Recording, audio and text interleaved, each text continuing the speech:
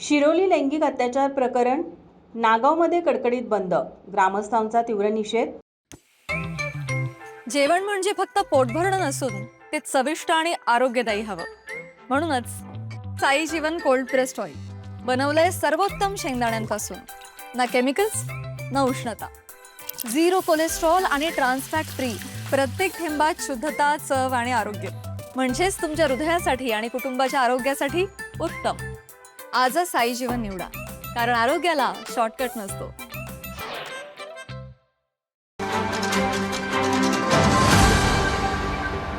शिरोली येथे घडलेल्या लैंगिक अत्याचाराच्या गंभीर घटनेच्या निषेधात नागाव गावात आज सर्व व्यवहार पूर्णपणे बंद ठेवून कडकडीत बंद पाळण्यात आला।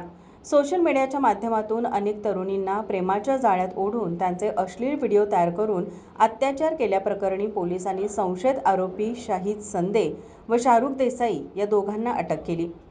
आज या दोघांना पेठवडगाव येथील न्यायालयासमोर हजर केले असता न्यायालयाने त्यांना 6 दिवसांची पोलीस कोठडी सुनावली आहे।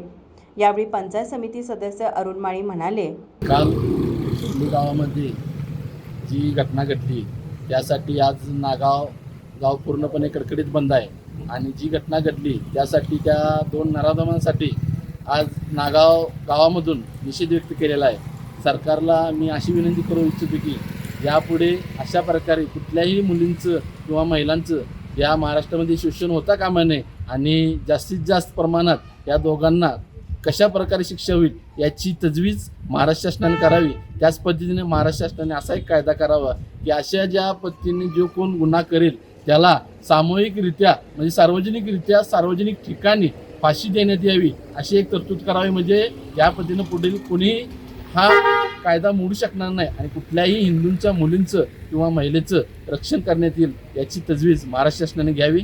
आज शिरोलीमध्ये जो निंदनीय प्रकार झाला त्या दोन नराधमांना जास्तीत जास्त शिक्षा व्हावी यासाठी नागाव गाव ग्रामपंचायतीने व नागाव गावच्या वतीने बंद पाळण्यात आलेला आहे आणि हा बंद यशस्वी केलेला आहे आणि या नराधमांना सरकारने जास्तीत जास्त शिक्षा द्यावी। नागाव तालुका हातकणंगले येथे आज कडकडीत बंद पुकारण्यात आलेला आहे। बंद पुकारण्याचं मागचं कारण म्हणजे शिरोली गावामध्ये लव जिहादचा लाजिरवाना आणि निंदनीय असा हा प्रकार घडला गेला आहे। यासाठी नागावच्या सर्व ग्रामस्थांनी हा बंद पुकारलेला आहे। सकल हिंदू समाज यांच्या वतीनं आज हा बंद केलेला आहे। महाराष्ट्र शासनानं त्या नराधमाला जास्तीत जास्त कठोर शिक्षा द्यावी आणि असा एखादा कायदा करावा की महाराष्ट्रामध्ये पुन्हा असा कोण प्रकार केला तर त्या कायद्यामध्ये टिकता कामा नये। त्या कायद्याच्या आधारे त्याला दर चौकामध्ये फाशी दिली पाहिजे अशी आमच्या नागावच्या ग्रामस्थांकडून मागणी आहे आणि सरकारने तसा कायदा करावा आणि याला हा जो प्रकार सुरुवातीमध्ये घडला याला जास्तीत जास्त कठोर शिक्षा द्यावी ही विनंती। यावेळी नागाव गावातील ग्रामस्थांनी आरोपींना कठोरात कठोर शिक्षा व्हावी अशी ठाम मागणी प्रशासनाकडे केली आहे। माझा महाराष्ट्र न्यूजसाठी उजगावहून विजय शिंदे। ताज्या घडामोडी पाहण्यासाठी माझा महाराष्ट्र न्यूजला आजच सबस्क्राईब करा।